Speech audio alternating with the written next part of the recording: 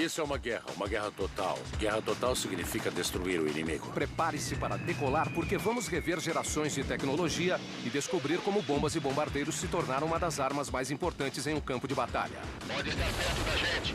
Damos a localização a ele. É hora de grandes explosões. Impacto, impacto, impacto.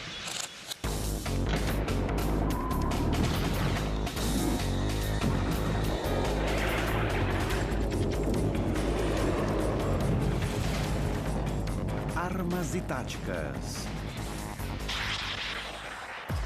A bomba de pequeno diâmetro é a bomba mais precisa e inteligente do mundo. Bem no alvo. A bomba de pequeno diâmetro combina o mais avançado sistema de orientação com uma enorme energia cinética e explosiva. Ninguém está a salvo, nenhum lugar é seguro. E se esse pequeno alvo for um tanque, pam! Era uma vez um tanque. Personagem principal do arsenal da Força Aérea, a bomba de pequeno diâmetro é compacta para ser carregada em grande número, mas forte o suficiente para destruir os alvos mais resistentes. Ela realmente é a bomba. Hoje, Armas e Táticas vai desvendar sua árvore genealógica, voltando por gerações de tecnologia, para revelar como aviões de bombardeio, tecnologia stealth e precisão de mira foram reunidos para garantir que a bomba mais avançada do planeta sempre acerte o seu alvo. Em 8 décadas, o homem avançou do primeiro avião a motor ao incrível bombardeiro B-2 Stealth. De aviões feitos de madeira e arame até a arma mais mortal da atualidade. Tudo isso em menos de um século. Praticamente desde a invenção do avião, as pessoas idealizam usá-los para jogar bombas. Foi a Primeira Guerra Mundial que tornou o avião de bombardeio uma realidade. Estrategistas militares estavam desesperados para colocar um fim às sangrentas guerras de trincheiras. Então resolveram decolar. Havia um desejo desesperado de achar um caminho para contornar a linha de defesa. Para não ficar sem saída na Primeira Guerra Mundial, principalmente na frente ocidental, era preciso sair do chão e subir aos céus. Esse avião de bombardeio especializado, capaz de carregar uma grande carga útil, digamos, centenas de quilos de bombas, só surgiu na Primeira Guerra Mundial e veio em grande escala por causa do trabalho de um homem cujo nome é associado principalmente a helicópteros, Igor Sikorsky. Ele desenvolveu uma nova geração de bombardeiros, chamados de Ilya Muromets, que voaram durante a Primeira Guerra Mundial. O trabalho de Sikorsky e dos russos foi capturado pelos ingleses. A empresa Handley Page lançou o bem-sucedido modelo O em 1915. O bombardeiro da Primeira Guerra Mundial não era o que podemos chamar de devastador. Os últimos modelos carregavam apenas 15 bombas leves de 45 quilos cada, e a velocidade máxima era ínfima, menos de 145 quilômetros por hora. As bombas eram pequenas porque o desempenho dos aviões era limitado e elas acrescentavam peso à aeronave. Na verdade, os bombardeios causaram mais incômodo e aborrecimento do que qualquer outro impacto real no resultado da Primeira Guerra. Mas aquilo foi o começo do conceito de que era possível levar a guerra ao inimigo. Os alemães tiveram uma ideia diferente: os dirigíveis.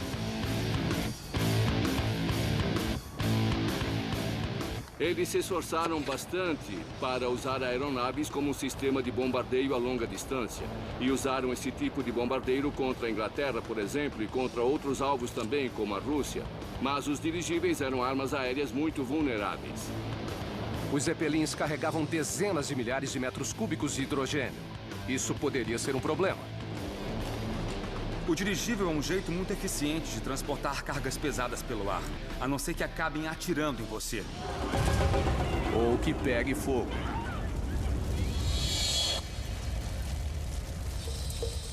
A enorme vulnerabilidade do dirigível significava que o avião seria o futuro. A fuselagem dos aviões ainda era feita de madeira e lona. A madeira é leve e literalmente dá em árvores. Mas apesar de muita resistência, alguns visionários construíram aviões de metal. As pessoas diziam que não fazia sentido. Se olhar para uma pipa, se olhar para os materiais leves como a madeira de balsa ou coisas do tipo, a madeira é muito mais leve e o metal é muito mais pesado. Mas se analisar a habilidade que uma pessoa deve ter para trabalhar com madeira, é preciso muita técnica e muito treinamento, o que não é necessariamente uma exigência se tentar produzir objetos rapidamente usando um processo industrial tradicional.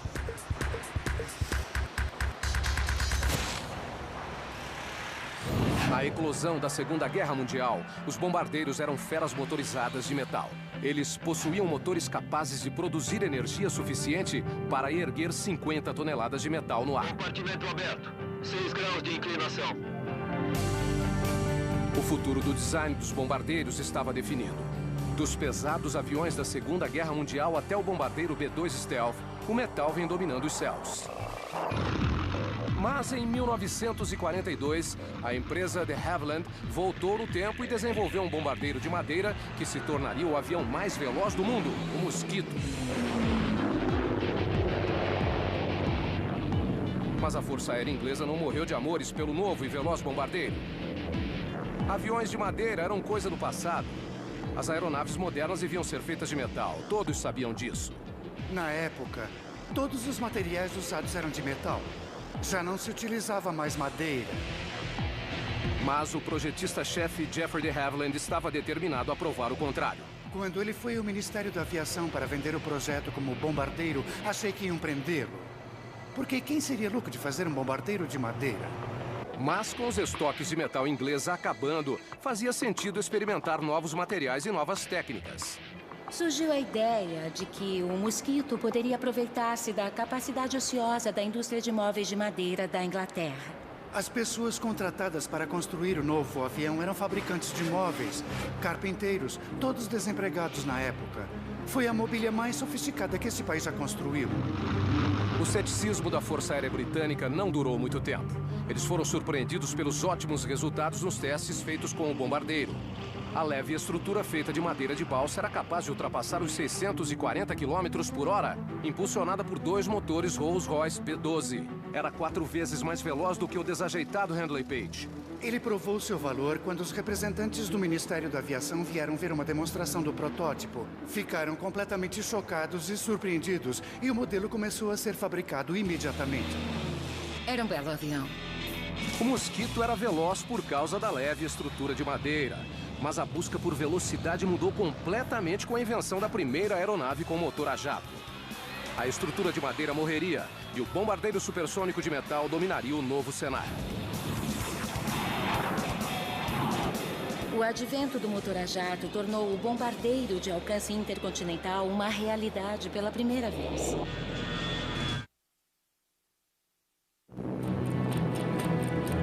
Bombardeiros são feitos para levar a batalha ao inimigo.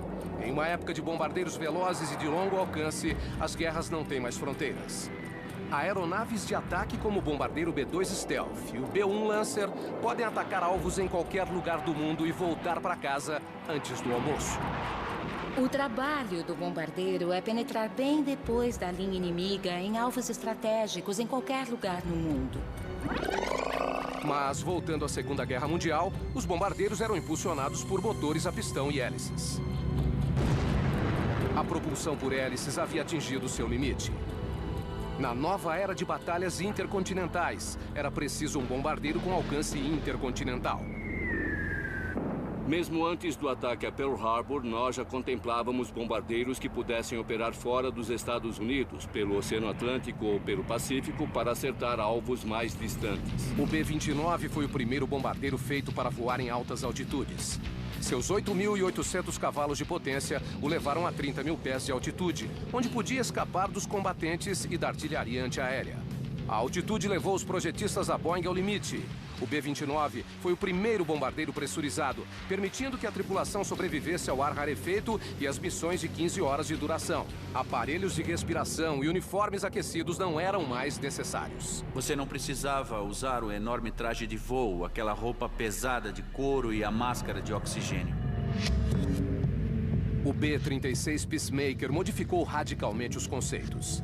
Finalmente, saindo do chão em 1947, ele era capaz de voar 16 mil quilômetros em uma única missão. 6 motores de 3.800 cavalos fizeram do B-36 o maior avião impulsionado por hélices da história. Um verdadeiro monstro. O B-36 tinha 6 motores como este. Durante a Primeira e Segunda Guerra Mundial, quando parecia que teríamos de enfrentar os alemães a partir de bases nos Estados Unidos. São 28 cilindros distribuídos em 7 bancos refrigerados. Deve ter sido o motor mais complexo e poderoso já construído. Apesar da complexidade, o motor a pistão usava uma tecnologia conhecida por qualquer mecânico de automóveis. O termo motor a pistão é usado por termos dentro de cada cilindro um pistão movendo para cima e para baixo. E é aqui dentro que o motor produz sua energia. O ar é misturado com a gasolina. Quando a mistura é feita, o pistão sobe, a pressiona e aqui em cima uma faísca acende e ela empurra o pistão para baixo. É isso que produz energia. Quase igual a um automóvel, o mesmo princípio. O motor a pistão tinha uma baixa proporção de peso e potência. O B-29 e o B-36 Peacemaker eram lentos, mal ultrapassavam os 560 km por hora. Mas a criação do avião a jato em 1944 mudaria tudo. O gênio alemão da aviação, Willy Messerschmitt, apresentou o letal bombardeiro ME-262 e o resto do mundo teve de correr atrás. Em 1947, a Boeing lançou o protótipo B-47, seu primeiro bombardeiro a jato. Em vez de depender da rotação de hélices, o motor a jato gera um empuxo enorme através da expulsão de gases em alta velocidade. Este motor é um Allison J-33. Foi um dos primeiros motores a jato usados pelos Estados Unidos. É um motor centrífugo. Isso significa que o ar entra por estes coletores e é distribuído por um compressor circular. Ele entra em uma série de câmaras de combustão na parte de fora do motor, onde a mistura ar-combustível queima, produzindo um empuxo que sai por esta extremidade. Foi um avanço espetacular na tecnologia aeronáutica. E uma próxima geração de bombardeiros honraria seus criadores. Com os bombardeiros a jato, nós começamos a ver aviões de bombardeio tão velozes quanto os caças a jato que tentavam derrubá-los. Não havia mais a necessidade de uma escolta para o bombardeiro, porque o próprio bombardeiro conseguia superar o inimigo.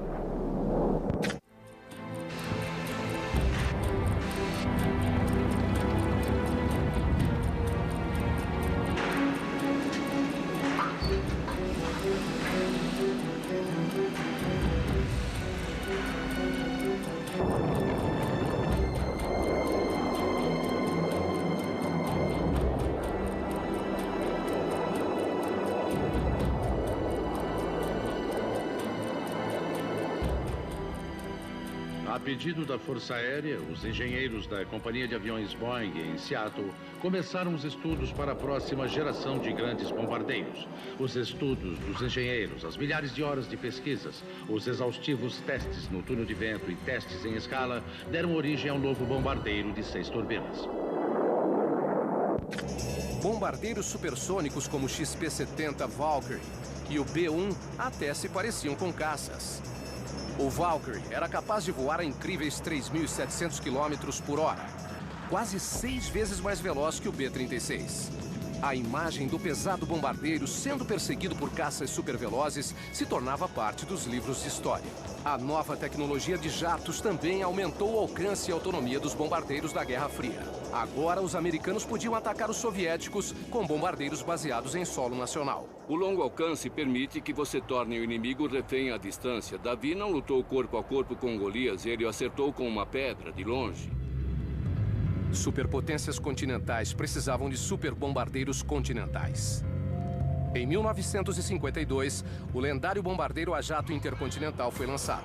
Os 8 motores do B-52 transportavam 32 toneladas de bombas em missões a quase 13 mil quilômetros de distância e era cerca de 400 quilômetros por hora mais veloz que o desajeitado B-36.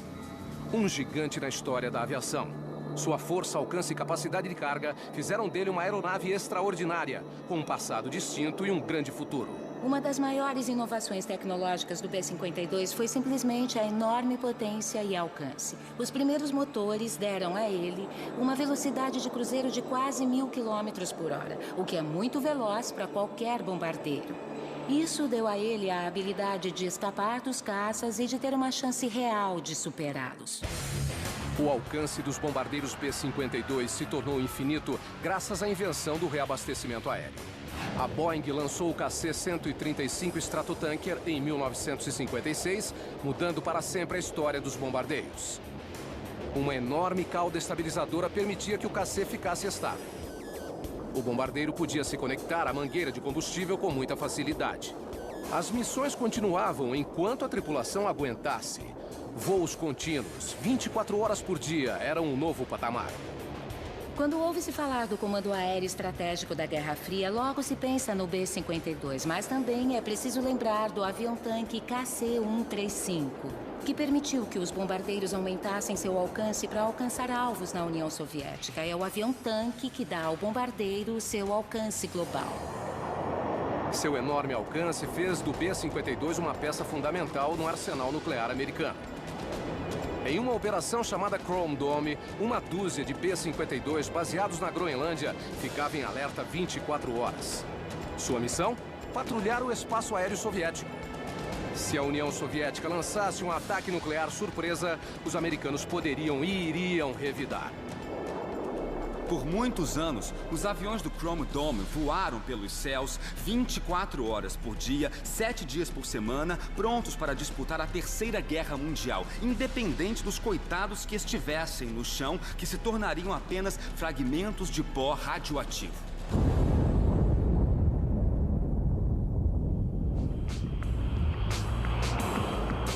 O Boeing B-52 é o campeão peso pesado da Força Aérea Americana. Grande, feio e apropriado para qualquer missão, o B-52 vive para lançar bombas, mesmo longe de casa. Hoje em dia, o B-52 se alterna com o B-1 no fornecimento de suporte aéreo às forças da OTAN enquanto conduzem patrulhas terrestres nas regiões mais perigosas do Afeganistão. Originalmente concebido para um ataque nuclear à União Soviética, o B-52 tornou-se o líder de ataques da Força Aérea por décadas a fio. Temos essa aeronave no momento com previsão de serviço até aproximadamente o ano 2040. Esse avião terá quase 90 anos de idade quando finalmente se aposentar. Em menos de um século, os bombardeiros evoluíram de meros bimotores de madeira, lentos e desajeitados, para feras de metal, capazes de voar à velocidade do som. Mas, mais do que a velocidade, o que interessa é o que fazer quando chegar no alvo. Os bombardeiros só são eficientes se as bombas que jogam forem eficientes também. Para que uma bomba possa penetrar em 10 metros de concreto reforçado, é preciso usar um tipo de bomba especial.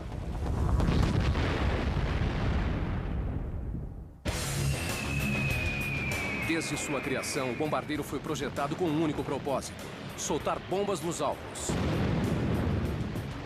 E os bombardeiros do século XXI contam com bombas anti-abrigos que podem perseguir o inimigo debaixo da terra.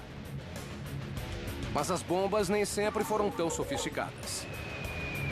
Na Segunda Guerra Mundial, os aliados minaram as forças do eixo com 3,5 milhões de toneladas de bombas convencionais que detonavam no impacto. Quando estourou a Segunda Guerra Mundial, as bombas que se costumava ver eram assim, pesando de 45 a 450 quilos. A bomba caía em queda livre, era simplesmente lançada da aeronave. O detonador de impacto provocava a explosão da bomba quando ela atingia o alvo. Para um trabalho especial, às vezes é preciso projetar uma ferramenta especial. A Operação Chastis, realizada pelos ingleses em 1942, tinha como alvo as enormes barragens alemãs na Alemanha Ocidental. A Força Aérea Britânica enfrentou 2 problemas: como levar uma bomba para perto das barragens e como garantir que elas seriam destruídas inundando as fábricas próximas. O lendário mestre dos explosivos, Barnes Wallis, inventou a extraordinária bomba saltadora. Para que a bomba acertasse o lugar desejado, era preciso uma bomba que pudesse saltar por cima da água como uma pedra atirada por uma criança brincando. Lançar as bombas de 4 toneladas no lugar certo era metade da batalha. Barnes Wallis usou as propriedades físicas da água para destruir as barragens. As ondas de choque criadas pelas bombas estourando nas barragens se dissipavam rapidamente, mas a estrutura molecular da água não permitia que elas fossem comprimidas. Então as ondas de choque eram transmitidas aos muros da barragem. O especialista em explosivos, Sidney Alford, irá mostrar que se uma bomba explode no ar, perto de uma represa vazia, o muro não se rompe. Vamos ver o que acontece com o tijolo.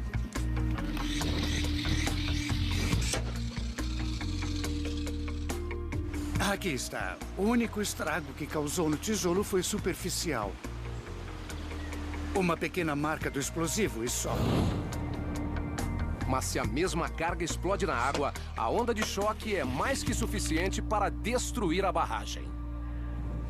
Eis o resultado. Assim como esse experimento, a operação inglesa foi um grande sucesso.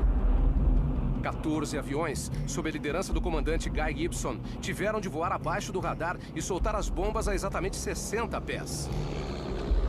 2 das 6 barragens foram destruídas e as outras 4 foram muito danificadas. O Vale Industrial alemão foi inundado por um enorme tsunami. Quando o assunto são bombas, tamanho é documento. Enfrentando o incansável ataque aliado, os alemães protegeram locais importantes com enormes fortalezas. Conforme a Alemanha recuou para o coração do Terceiro Reich, todas as suas instalações, todas as indústrias de produção, os quartéis generais, tudo foi para debaixo da terra.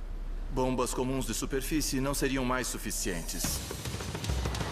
O famoso projetista de bombas Barnes Wallis criou 2 superbombas.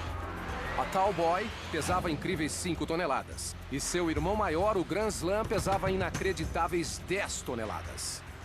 A maior bomba que o bombardeiro carregava era o Grande Slam, uma bomba de quase 10 mil quilos. Eles carregavam apenas uma bomba e o compartimento de bombas teve de ser modificado. Era a maior bomba de todas. A Grand Slam era tão grande que os engenheiros tinham de remover as portas do avião. Você via a bomba cair e parecia que caía muito devagar, até que... Plá! Ela era capaz de atravessar os muros de concreto e só depois explodir. Na Primeira Guerra do Golfo, os americanos também descobriram forças iraquianas escondidas debaixo de toneladas de concreto e areia. Os estrategistas militares queriam atacar os abrigos com bombardeiros rápidos o suficiente para enganar as defesas iraquianas. Eles precisavam projetar bombas anti-abrigos exatamente opostas à enorme Grand Slam. Em janeiro de 1991, o Centro de Armamento Aéreo recebeu um pedido para desenvolver uma bomba de alta penetração projetada especialmente para acertar os abrigos subterrâneos. E em um período de 6 semanas, nós pegamos a ideia, a desenvolvemos e colocamos em operação, o que chamamos de destruidor de abrigos. Era necessária uma nova abordagem para projetar uma bomba menor e mais penetrante. Então, eles resolveram modificar uma peça de artilharia. A carga altamente explosiva de quase 300 quilos foi lançada contra o abrigo. A bomba anti-abrigo funciona como uma pistola de pregos gigante. A cápsula explosiva foi tirada de um morteiro de 8 polegadas do exército americano. O cano era perfurado e forrado de explosivos.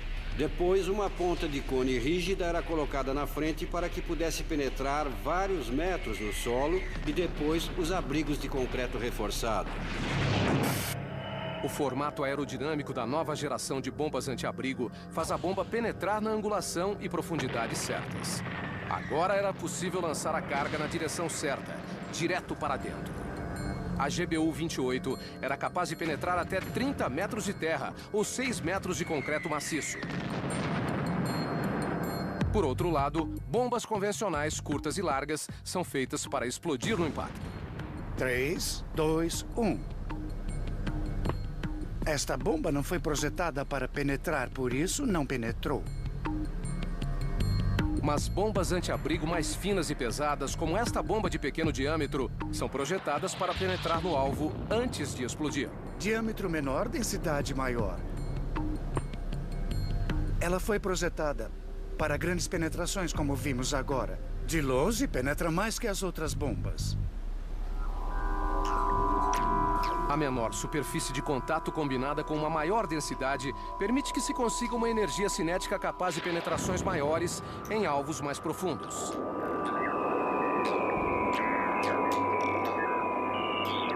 Um B-52 consegue transportar 200 bombas de pequeno diâmetro.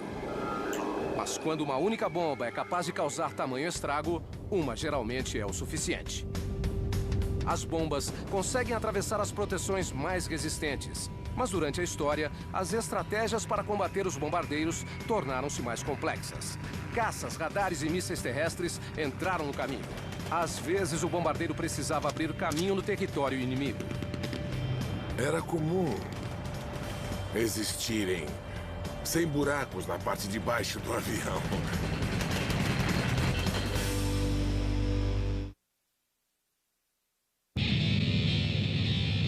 Bombardeiros decidem batalhas.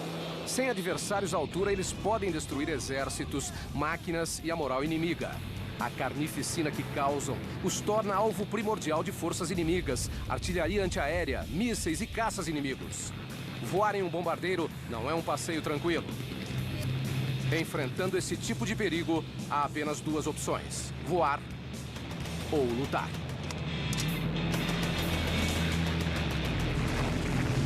Este é o B-17. Ele carregava 12 ou mais metralhadoras calibre 50. Era uma arma muito mortal. O grande avanço foi o casamento de metralhadoras pesadas com bases giratórias móveis. A primeira torre giratória 360 graus foi criada em 1933. A metralhadora calibre 50 é a mais letal do planeta. Um B-17 carrega 9.000 cápsulas e um tiro direto era capaz de atravessar praticamente qualquer coisa, incluindo o motor de um caça Messerschmitt. Nascia uma nova geração de bombardeiros pesados. Feras dos ares, como o B-24 Liberator, o inglês Avro Lancaster e o clássico B-17. O B-17G carregava 13 metralhadoras calibre 50. Esta na frente eu chamo de torre do queixo. Ela é controlada pelo artilheiro. Esta seria a mira da arma, que é presa à torre giratória. Então, para qualquer lado que virar a torre, para cima, para baixo, para os lados, a mira acompanha o movimento. Também temos duas metralhadoras laterais, uma na esquerda e outra na direita, elas que protegiam a frente da aeronave. Temos duas metralhadoras externas. Dava para virá-la para qualquer lado que quisesse para acertar o outro avião. Só tinha que tomar cuidado para não acertar a própria asa, porque eles voavam tão próximos que às vezes um avião estava tão próximo da gente que no calor da batalha podíamos disparar tiros no próprio avião. Então, cara, era preciso prestar muita atenção. O avanço mais tecnológico no posicionamento de armas foi a torre esférica. É assim que se senta. Aqui tem os estribos e os controles manuais. Como eu disse, você fica com a cabeça para baixo. Fabricado pela Sperry Corporation no Arizona, a complexa combinação de componentes elétricos e hidráulicos protegia a parte inferior vulnerável do B-24 e B-17. Mas o lugar mais perigoso e exposto dos bombardeiros pesados, como o B-17 e o Lancaster, era onde ficava a metralhadora de cauda. Não há muita proteção aqui atrás. Eles contavam com uma blindagem que ficava na frente, mas era só isso. Esse era um dos primeiros pontos atacados, porque sem essa arma, o inimigo tem caminho livre na traseira da aeronave. Expostos a caças inimigos e elementos naturais, os artilheiros da cauda corriam grandes riscos. Eu ficava onde eles chamavam de torre de cauda, a metralhadora traseira. O meu trabalho era proteger a traseira da aeronave. Mesmo contando com máscara de oxigênio, a inspiração causava a criação de pingentes de gelo embaixo do queixo que a gente precisava quebrar de vez em quando para conseguir usar o rádio. Morreu o dobro de artilheiros de cauda durante a Segunda Guerra Mundial em relação a qualquer outro posto do avião porque ficavam muito vulneráveis. A expectativa de vida do artilheiro de cauda era de 4 viagens, 4 missões e nada mais.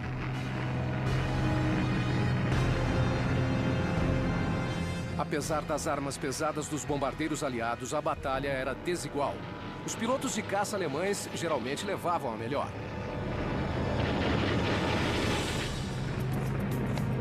Esquadras de bombardeiros tentavam aumentar suas chances voando juntos. 54 aeronaves B-17 voavam em 4 grupos de 18 aviões. Uma enorme formação aérea de pouco mais de 1,5 km de largura por 800 metros de comprimento. Formando grupos, a doutrina americana para a segurança apoiava-se na numerosidade no começo da Guerra Aérea na Europa em 1942. Quem se separasse do grupo poderia ser abatido por forças inimigas. Quanto mais próximos ficassem, mais resistência representariam para os caças. Você consegue mais poder de fogo compactado nos caças se tiver uma formação próxima. Se quebrasse a formação, você estaria sozinho, perdido. Seria um alvo muito fácil. Milhares de B-17 foram abatidos. Muitos caíram no chão em bolas de fogo. Mas muitos outros sobreviveram. Como grandes campeões, eles eram capazes de apanhar e se levantar para continuar lutando. Era comum existirem 100 buracos na parte de baixo do avião. Esse avião não foi feito visando o conforto. Ele foi feito para lutar, pois aguentava uma surra enorme. Era preciso muito para derrubá-lo. Alguns voltavam com parte da cauda faltando.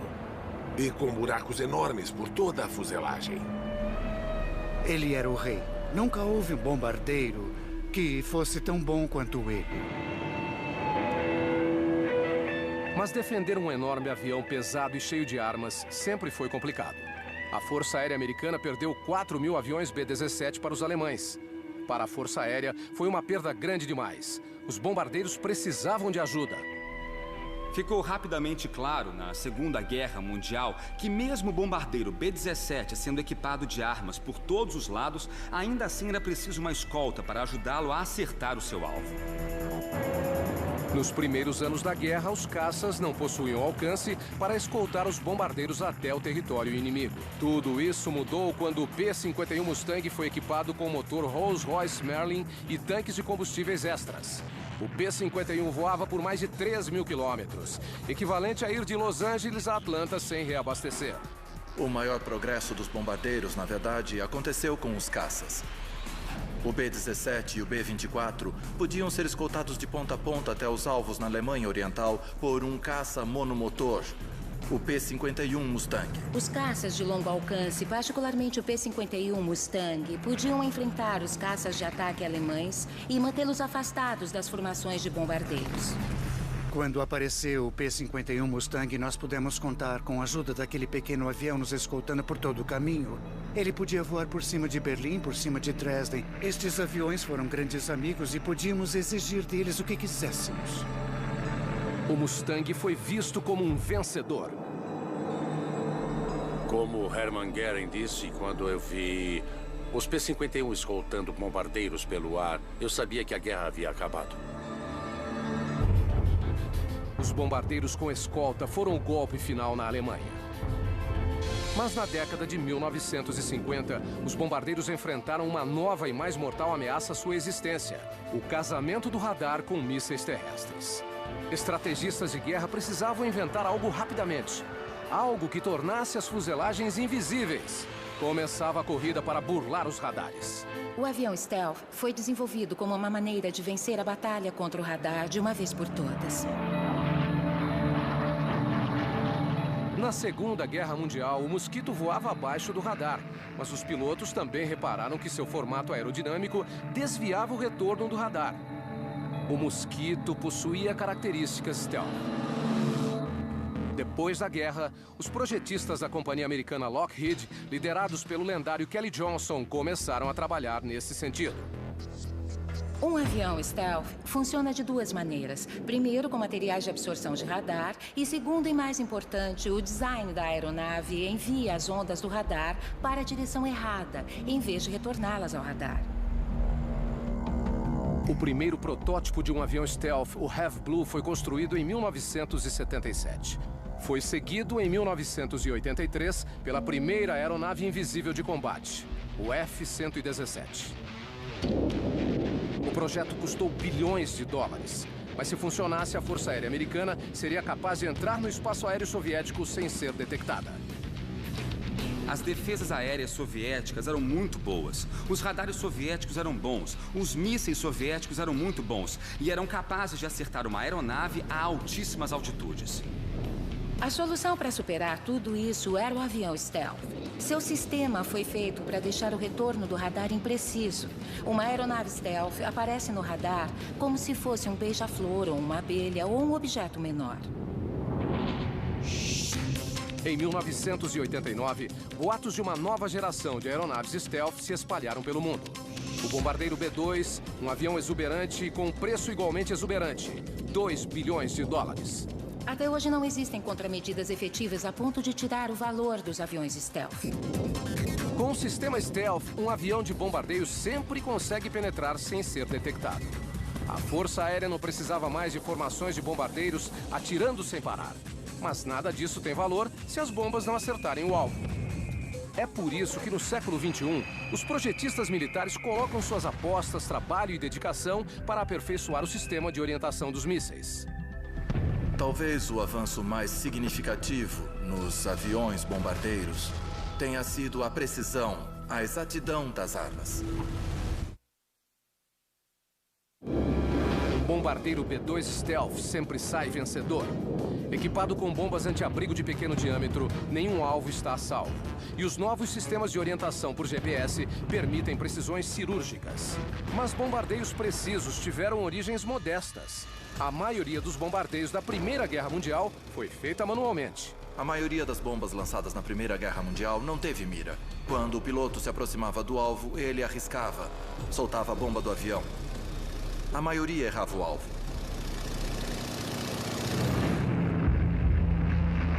Bombardeiros de mergulho das décadas de 1930 e 40 usavam o próprio avião para mirar a bomba. Simples, mas devastador.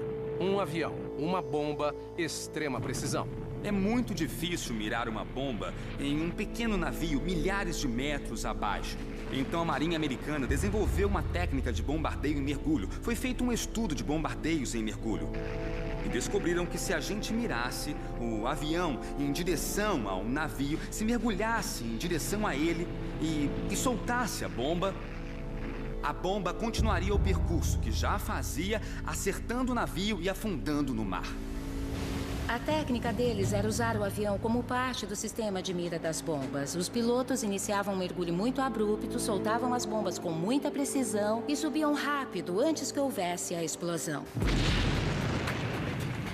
Mas essa técnica não ficou muito tempo em segredo. Os alemães arrumaram cópias e o lendário projetista Hugo Junkers começou a projetar o mais avançado bombardeiro de mergulho. O Junkers 87, mais conhecido como Stuka. A Força Aérea Alemã, quando se reconstruiu no começo da década de 30, possuía o estudo do bombardeio de mergulho à sua disposição. E o projetista Hugo Junkers fabricou um bombardeiro de mergulho, o Stuka, que era uma aeronave otimizada para lançar uma grande bomba nos alvos que estivessem no chão. E se esse pequeno alvo fosse um tanque, bam! Era uma vez um tanque.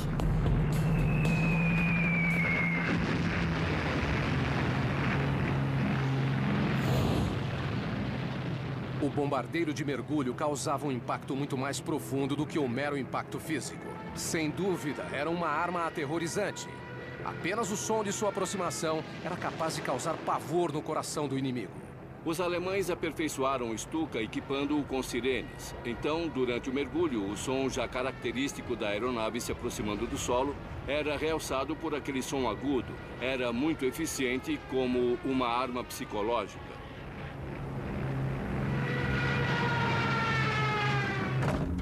Bombardeios em elevadas altitudes mais erravam do que acertavam. Estudos realizados pelos ingleses em 1941 revelavam que apenas 1 a cada 9 aviões soltava suas bombas a menos de 8 quilômetros do alvo. Mas a Força Aérea Americana desenvolveu sistemas precisos de mira para bombardear alvos militares específicos e industriais. Para tanto, era preciso uma ferramenta para encontrar os alvos. A bomba projetada por Carl Norton foi feita para ser esta ferramenta. Carl Norton era um holandês que no começo do século XX começou a trabalhar nos Estados Unidos. Ele construiu um computador feito de rodas, engrenagens e partes móveis. Era analógico o computador.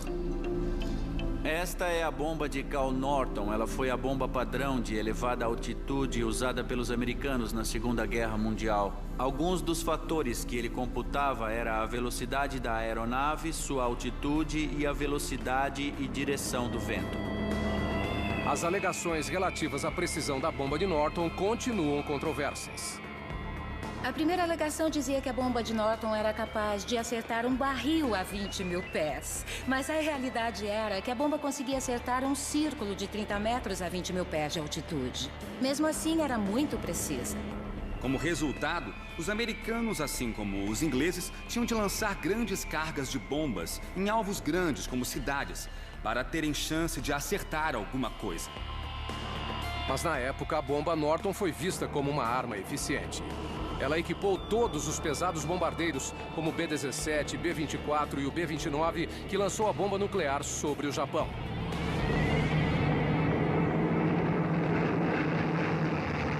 A bomba de Norton não foi a única medida que a Força Aérea tomou para guiar suas bombas até os alvos. O projeto Afrodite era para ser o ataque de bombardeiros mais preciso da história. Aviões B-17 não tripulados, equipados com 10 toneladas de fortes explosivos, foram pilotados por controle remoto até os submarinos alemães.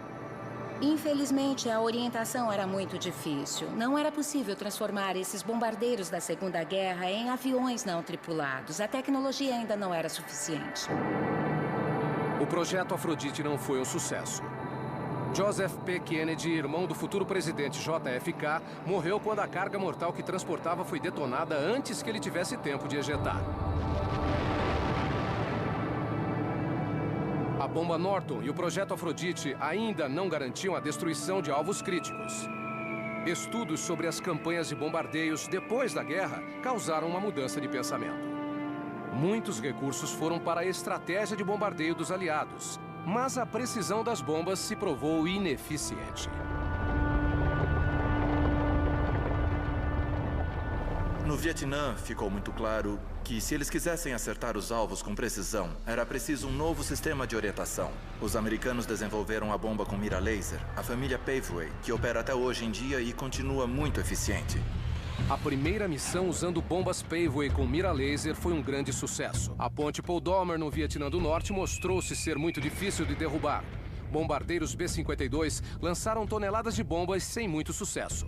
Realizamos repetidos ataques à ponte, mas ela continuava em pé. Não destruímos a ponte e perdemos muitas aeronaves e tripulantes para as defesas antiaéreas vietnamitas. Era o tipo de alvo pequeno para o qual a bomba Paveway foi projetada.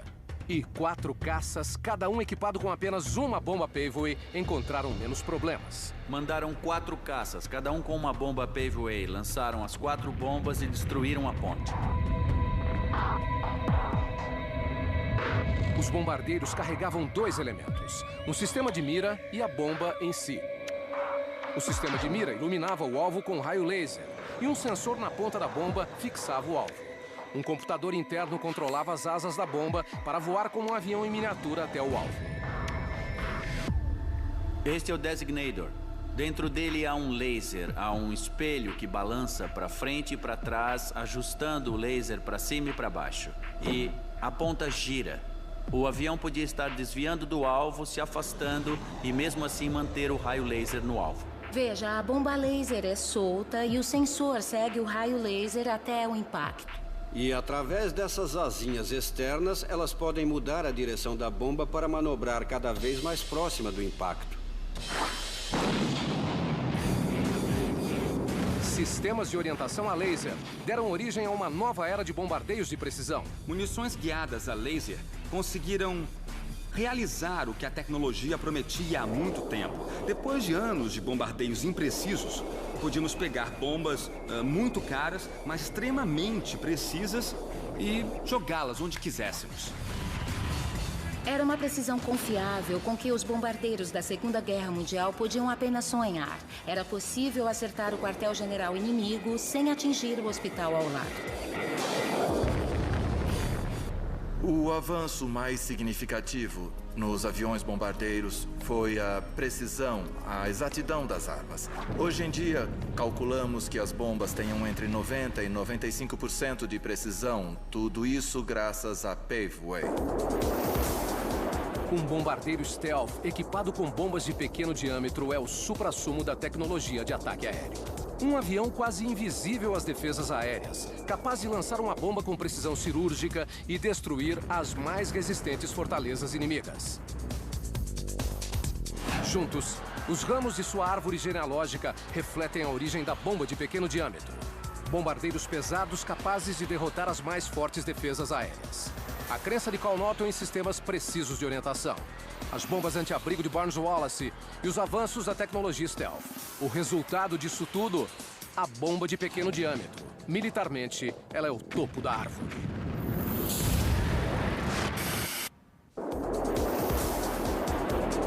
Versão brasileira Vox Mundi.